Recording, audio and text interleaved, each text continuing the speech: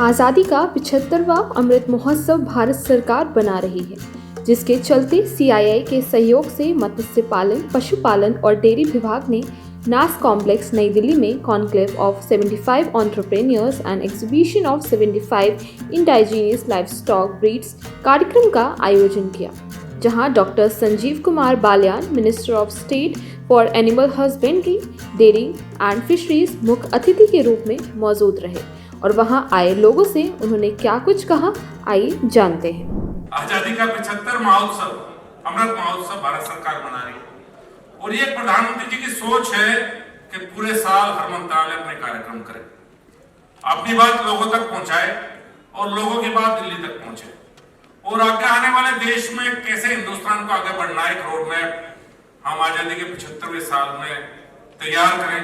और अच्छी बात है कि मेरे मंत्रालय ने आज के दिन करीब 75 एंटरप्रेन्योर और 75 ब्रीड, इन दोनों को यहाँ पे एग्जीबिशन किया है। और सच बात यह है कि जो 75 एंटरप्रेन्योर है, यही हम आगे बढ़ने का रास्ता दिखाएंगे। और जिस तरह के लोग हैं, मैं देख रहा था वीडियो, वाकई अद्भुत सक्सेस स्टोरी है। अब मैं 2 भागों में बात करूंगा, ज्यादा लंबी नहीं करूंगा। पहले भाग में मैं, चूंकि मैं सरकार में हूं, मैं अपनी सरकार की, अपने प्रधानमंत्री की बढ़ाई करूंगा और अगले भाग में मैं किसान के नाते जो यहाँ साइंटिस्ट हैं, जो एंटरप्रेन्योर हैं, जो प्राइवेट कंपनी है और जो मेरे अधिकारी हैं, उनसे किसान की तरफ से कुछ सवाल भी निश्चित रूप से करूंगा। देखिए, जब मैं 2014 में इस विभाग का मंत्री बन गया, कृषि राज्य मंत्री था मैं, और ये मेरे मंत्रालय का एक पार्ट था, एनिमल हस्बेंड्री, डेयरी और फिशरी, और मेरे याद है 1400 करोड़ रुपए बजट होता था इसका, शायद 2014 में मेरे याद है। और हम क्या काम करते थे, हम FMD वैक्सीनेशन में 60% पैसा देते थे, 40 स्टेट देता था। कभी कोई हॉस्पिटल बनना हुआ तो 5-6 लाख रुपए उसमें दे देते थे। और इसी तरह से खैरात सी छोटी छोटी हम प्रदेश सरकारों को बांटते थे। और कोई ऐसा विजन, कोई ऐसी सोच इस मंत्रालय की नहीं थी कि हमें करना क्या है। कुछ हमारे फार्म थे, 6 या 7 फार्म, उनकी देखभाल करते थे। आजादी के बाद से ही हमारी सोच रही कि हमारी दूध की प्रोडक्शन क्रॉस ब्रीडिंग से ही बढ़ेगी। एक सोच आ गई थी, धीरे धीरे बढ़ती चली गई। और जो हमारी देसी गाय थी, इंडिजिनस बोलते हैं जिन्हें, वो कहीं ना कहीं विलुप्त होती चली गई। तो 2015 में हमने दोबारा शुरुआत की राष्ट्रीय गोकुल मिशन के माध्यम से कि जो हमारी देसी गाय है, जो हमसे ब्राजील ले गया गिर और आज 40 या 50 लीटर पे है, तो हम अपनी देसी गाय को दोबारा कह सकें। और मुझे तो पता नहीं कि सरकार का प्रोजेक्ट कितना कामयाब रहा, लेकिन खुशी एक बात की है, 2022 में हम खड़े हैं। अगर गांव में जाते हैं या शहर में कहीं भी कोई अच्छा सा किसान हो, तो जब मैं मिलूंगा तो मुझे जरूर कहेगा, यार बढ़िया सी गाय दिलवा दे, बढ़िया साहिवाल दिलवा दो कहीं से। कोई ये नहीं बात करता कि कोई जर्सी दिलवा दो, अच्छी HF दिलवा दो। इतना सोच में परिवर्तन जरूर है कि आज गिर, साहिवाल, मुर्रा, भैंस, इन सबकी बातें होने लगी, नहीं तो बात ही खत्म हो गई थी। इतना परिवर्तन जरूर आया। उसी समय पे हमने पहली बार बात की एम्ब्रियो ट्रांसफर टेक्नोलॉजी की, इन विट्रो फर्टिलाइजेशन की बात उस समय पाई, सेक्सीमन टेक्नोलॉजी की बात आई और पूरे देश में ET के और IVF के सेंटर भी खोले गए, सेक्सीमन के भी कई प्रदेशों में सेंटर खुले। तो एक तरह से हमने जो दुनिया जहां थी टेक्नोलॉजी के माध्यम से दुनिया के साथ कदम मिलाने का प्रयास 2015-16 में हमने शुरुआत की। और आज मैं 2022 में हूं। 2019 में अलग मंत्रालय बना और अलग मंत्रालय के बाद भी जिस मंत्रालय का बजट 1400 करोड़ होता था, उस मंत्रालय को 13,500 करोड़ के FMD वैक्सीनेशन के और ब्रूसेलोसिस के समाप्त करने के लिए 13,500 करोड़ रुपए भारत सरकार ने दिए। कहां तो 1400 करोड़ पूरे मंत्रालय का बजट, कहां 13,500 करोड़ का हमारी एक स्कीम का बजट था। उसके साथ साथ हमने जो टिहरी में था, स्वाइन फ्लू वैक्सीन थी, वो केंद्र सरकार की तरफ से 100% की। शीप एंड गोट के लिए अलग से वैक्सीन की हमने। इस तरह से जो वैक्सीनेशन का काम था पूरे देश में, एनिमल हस्बेंड्री सेक्टर में, जो प्रदेश सरकारों के पास होता था, वो हम भारत सरकार ने अपने पास ले लिया। सहयोग से प्रदेश सरकार के लिए गया, क्योंकि हमारे पास मशीनरी प्रदेश में नहीं है, लेकिन 100% फंडिंग इन सब प्रोजेक्ट की, सब वैक्सीनेशन की भारत सरकार ने करने की शुरुआत कर दी है पिछले 2 सालों में। रूपाला जी बता के गए, हमने शुरू में सोचा कि हम मात्र 1500 एम्बुलेंस देंगे पूरे देश में।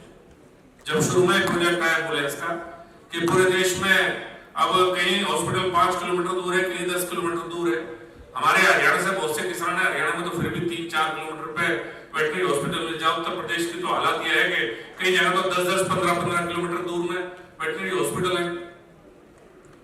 तो वेटनरी एम्बुलेंस जो 1500 सोच रखी थी भारत सरकार ने, वो पिछले साल में करीब हमने 4500 वेटनरी एम्बुलेंस पे हम जा चुके हैं। पिछले साल 1500 से 3 गुना हमने पैसा दिया है वेटनरी एम्बुलेंस को प्रदेश सरकार को।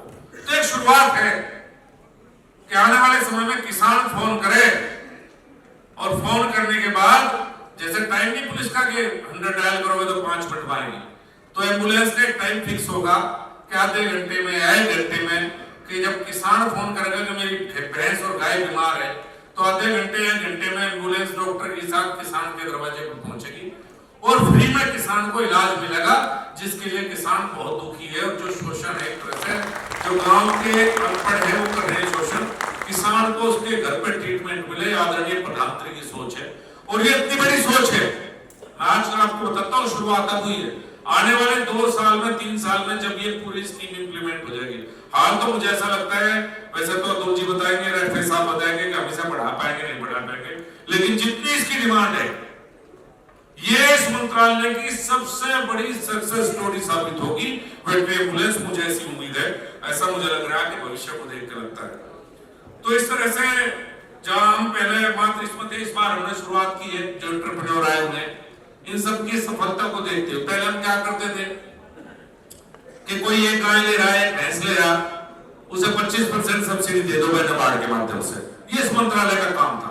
अब वो गाय या भैंस कहां जाए हमें नहीं पता था, उसमें से 10 तो बैंक वाले खा जाया करते, कुछ अपने वेटनरी डॉक्टर सर्टिफिकेट बनाने के लिए ले लिया करते। ये सारा करके किसान को कितना मिला था, किसान ज्यादा बेहतर जानते हैं। वो हमने सोचा प्रदेश सरकार करे छोटे छोटे काम, हम बड़े काम करेंगे। हमने ब्रीडिंग फार्म की शुरुआत की है। आज अगर कोई, देखिए समय बदल गया, पहले ट्रेडिशनल होती थी एनिमल हस्बेंड्री, चाहे डेयरी हो या पोल्ट्री हो, अब टेक्नोलॉजी आ गई। अब जो फार्म बन रहे, जो नए नए हम एंटरप्रेन्योर्स को देख रहे हैं, ये टेक्नोलॉजी आ गई, लेटेस्ट टेक्नोलॉजी के फार्म बनने लगे। तो हमने शुरुआत की है कि अच्छा कोई ब्रीडिंग फार्म खोलना चाहता है तो 2 करोड़ रुपए तक की सब्सिडी भारत सरकार देगी। 4 करोड़ का फार्म खोला, शायद इससे बड़ी सब्सिडी स्कीम देश में कोई दूसरी नहीं होगी कि एक किसान को 4 करोड़ का फार्म खोलने के लिए 2 करोड़ रुपए भारत सरकार दे। इसी तरह से चाहे पोल्ट्री के सेक्टर में, चाहे पिगरी में है, चाहे पोल्ट्री में, हमने कहा ब्रीडिंग फार्म खोलने। बड़े अच्छे एंटरप्रेन्योर आ गए, नए लोग, नए किसान के पढ़े लिखे बच्चे, क्योंकि वैसा दूर का तो आएगा नहीं, और वो इंटीग्रेशन करे जो वहां गरीब है उसके लिए, उसके साथ उसकी मार्केटिंग में मदद करे, उसकी मदद करे। भारत सरकार की सोच है। तो अब हमारा काम, जो पहले मात्र कुछ पैसे देना था, वो काम हमारा वेटनरी एम्बुलेंस के माध्यम से, वैक्सीनेशन के माध्यम से या ब्रीडिंग फार्म के माध्यम से भारत सरकार ने प्रयास शुरू किया। अब मैं थोड़ी सी बात वो करूं जो किसान के मन में रहती है। अब संग्राम चौधरी ने बहुत अच्छी बात है कि मैं इनके कई बार इनके यहाँ बनासकांठा गया हूँ। एमडीएन के चेयरमैन शंकर भाई चौधरी मेरे दोस्त भी हैं, गुजरात सरकार में मंत्री रहे हैं 10 साल, और वाकई एक जिला में बदलाव इस देश में अगर किसी ने किया है तो बनासकांठा जिले में बनास जिले ने किया, इसमें कोई शक की बात नहीं। लेकिन मेरी एक पीड़ा भी है। मैं एक बार आनंद में गया था तो मुझे मनीष शाह जी ने कुरियन के ऊपर लिखी हुई किताब दी, और मुझे किताब पढ़ने का कई बार थोड़ा सा शौक है, तो मैं रास्ते में आते हुए जहाज में किताब पढ़ता गया। उस दिन मैंने कुरियन को समझने का प्रयास किया कि कुरियन ने क्या किया इस दूध के लिए या डेयरी फार्मर के लिए। वहां से यूनियन बनी, और जब अमूल एक पूरे अपने आप में सफलता अमूल को मिली, तो लाल बहादुर शास्त्री जी के मन में विचार आया कि मुझे हर प्रदेश में अमूल चाहिए। हर प्रदेश में अमूल बढ़ाने के लिए एनडीडीबी की स्थापना, एक देसी भाषा में, गांव की भाषा में कहते हैं। अमूल की हर प्रदेश में अमूल बढ़ाने के लिए एनडीडीबी बनी। प्रयास हर प्रदेश में हुए, कहीं थोड़े कामयाब हुए, कहीं फेल हो गए। अमूल जैसा कोई हम दूसरा अमूल तो बढ़ा नहीं। अमूल आए, 50,000 करोड़ की संस्था होगी, जिसमें से 15,000 करोड़ रुपए हिस्सा हमारे चौधरी साहब का भी है। और वाकई हॉस्पिटल देना, मुझे भी लगता है, मेरा डिस्ट्रिक्ट मुजफ्फरनगर है, कि कि मेरे यहाँ भी हो कि कोई ऐसी डेयरी हो जो किसान को ट्रीटमेंट भी दे, मेडिकल कॉलेज खोल ले, हर काम करे, इस तरह से इतना दे। लेकिन आज स्थिति क्या है? आप तो वहां 6,000 लीटर की भैंस का सीमन दे रहे हैं, बहुत अच्छी बात है। आप 5,000 लीटर की देसी गाय का सीमन वहां दे रहे हैं। आप वेटरनरी सर्विसेज दे रहे हैं, बहुत अच्छी बात है। आप वैक्सीनेशन भी कर रहे हैं, मुझे पता है। आप फॉडर भी दे रहे हैं, दाना भी आपकी अलग अलग बहुत बड़ी एक आपकी फीड प्लांट है, मुझे पता है अच्छी तरह से। 3,000 टन का, बहुत खुशी की बात है। आपको बधाई, पूरे मुल्क को बधाई, पूरे बनासकांठा को बधाई। लेकिन जब आप मेरे यहां से दूध लेके जाते हैं, मेरे किसान को आप क्या देते हैं? मेरा सवाल ये है, किसान की तरफ से मेरा सवाल ये है कि पूरे हिंदुस्तान के किसान को आप क्या देते हैं? जब मेरा दूध खरीदते हैं, मेरे यहां दूध बेचते हैं, तो आप क्या करते हैं? क्या हम किसान नहीं है क्या? ये क्यों नहीं सोचे? जब आप कोऑपरेटिव हैं, पूरे देश के किसानों के लिए हैं, तो मेरे सवाल का जवाब मुझे एनडीटीवी से भी चाहिए, मुझे उन से भी चाहिए। देश 25 करोड़ की आबादी में 2,000 वेटनरी डॉक्टर हैं। सोचिए, कल्पना कीजिए कितना, कैसे देंगे सर्विसेज वेटनरी। आज एआई की बात करते हैं, जिसके बिना, ब्रीड इंप्रूवमेंट के बिना कुछ नहीं हो सकता। दो ही तो बात है, ब्रीड इंप्रूवमेंट है, न्यूट्रिशन है, दाना है, ब्रीड इंप्रूवमेंट है, खाना। अगर ब्रीड इंप्रूवमेंट नहीं होगा तो किसान कैसे कामयाब होगा डेयरी में? मैं उत्तर प्रदेश की बात बताता हूं। पिछली सरकार में डेयरी फार्म खोले गए उत्तर प्रदेश में सब्सिडी के लिए। किसानों ने लोन लिया, अच्छी सब्सिडी थी, लिए, डेयरी फार्म खोले। 99% डेयरी फार्म वाकई बंद हो गए। मैं सच्चाई बताता हूं। कहीं ना कहीं समस्या है मार्केट लिंकेज में। कामयाबी की सक्सेस स्टोरी के साथ साथ नाकामयाब लोगों की भी बहुत बड़ी लंबी लाइन है, जिनका हमें ध्यान रखना है, जिनके बारे में हमें सोचना है कि उन्हें हम कामयाब कैसे करें। कहां मार्केट में समस्या है, बीच में कहां लिंकेज टूट रहा है। ये एंटरप्रेन्योर है, ये नए बच्चे आए नए टेक्नोलॉजी के माध्यम से काम करने के लिए। मेरा आपसे सुझाव है, किसान के नाते मुझे मार्केट एक्सेस दीजिए। किसान से बिचौलियों के बीच में खत्म कैसे हो, मुझे फार्मूला बताइए। किसान पैदा तो कर लगा, पर किसान को बेचना नहीं आता बेचारे को। उसका शोषण रोके नई टेक्नोलॉजी के माध्यम से। ऐसी टेक्नोलॉजी लाइए, सीधा बिके बेचारे का। आज हम गोट फार्मिंग की बड़ी बड़ी सक्सेस स्टोरी करते हैं। हम मेरे यही गाजीपुर मंडी है, फिशरी के किसान आते हैं बेचारे बेचने के लिए। क्या है, पूरा दिन खड़ा रहेगा किसान, और उसकी बकरी जो 10,000 या 15,000 की है, जब वो वहां से ट्रक में लोड करके आएगा, शाम को उसे 5,000 की बेच के जानी पड़ती है। ये कड़वी सच्चाई है, बहुत कड़वी सच्चाई है। आज भी आधा तो आपका सेक्टर हो गया, कोऑपरेटिव हो गया, तो फिर भी कुछ कर रहे हैं, और प्राइवेट कंपनी हो गई बिल्कुल, और आधा अनऑर्गेनाइज हो गया। आज भी मेरठ में एक रिपोर्ट छपी है अमर उजाला अखबार में, मैं कहूंगा मेरा मंत्रालय देखे उसे। ये कोऑपरेटिव और ये अच्छी प्राइवेट कंपनी, ये तो कहीं ना कहीं किसान से दूध लेके उपभोक्ता को अच्छा दूध दे रही है। लेकिन एक बहुत बड़ा सेक्टर ऐसा है जो अडल्ट्रेशन में आज भी जिंदा है। 50% सेक्टर टोटल अडल्ट्रेट है, सैंपल की डिटेल है। 50% से ज्यादा सैंपल फेल थे मेरठ के, उत्तर प्रदेश की बात मैं आपको बताता हूँ। उस पर भी हमें ध्यान देना है। ये ऑर्गेनाइज सेक्टर और बढ़े, ये और बढ़ के किसान की मदद करे, मार्केटिंग में मदद करे, किसान के लिए काम करे। तो मैं मिनीश शाह जी को कहूंगा कि मॉडल वाकई जिसके लिए आपकी स्थापना हुई थी, आपने काम की शुरुआत की है, असम में आपने शुरुआत की है, उत्तर प्रदेश में आप 4 अलग अलग तरह कोऑपरेटिव बना रहे हैं। आप इस तरह के काम को और तेजी से आगे बढ़ाइए, जिससे पूरे देश में किसानों को और जो दूध पैदा करने वाले किसान, उनको लाभ पहुंच सके। मेरा आपसे निवेदन है सभी से। एक और विशेष बात मैं कहना चाहता हूँ, पोल्ट्री की बात को। वाकई ये ऐसा सेक्टर है जिसने सरकार से कभी कुछ नहीं किया, जो अपने दम पर खड़ा हुआ, अपने पैरों पर खड़ा हुआ, अपनी काबिलियत के साथ। हम तो कभी कभी थोड़ी सी मदद आपकी कर देते हैं, लेकिन आप अपने दम पर खड़े हो, और करोड़ों किसान आपसे जुड़े हुए हैं। पोल्ट्री से बहुत बड़ा सेक्टर है। लेकिन मेरे आपसे भी कुछ सवाल है। मेरे आपसे सवाल है कि आप ईस्ट इंडिया कंपनी बनाना चाहते हैं क्या? आप इंटीग्रेशन में किसान को कहां लेकर जाना चाहते हैं?